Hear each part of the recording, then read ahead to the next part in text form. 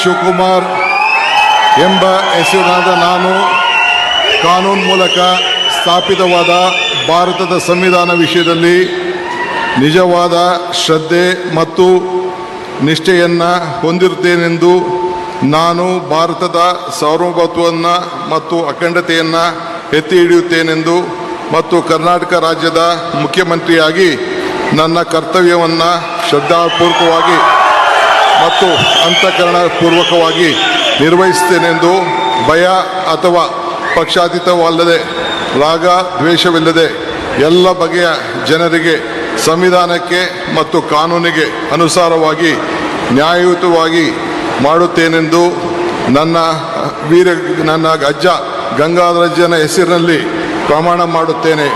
ಶ್ರದ್ಧಾಪೂರ್ವಕವಾಗಿ ಪ್ರತಿಜ್ಞೆಯನ್ನು ಮಾಡುತ್ತೇನೆ. ಮಾನ್ಯ ಮುಖ್ಯಮಂತ್ರಿಗಳು ಈಗ ಪ್ರಮಾಣ ವಚನಕ್ಕೆ ಸಹಿ ಮಾಡಲಿದ್ದಾರೆ.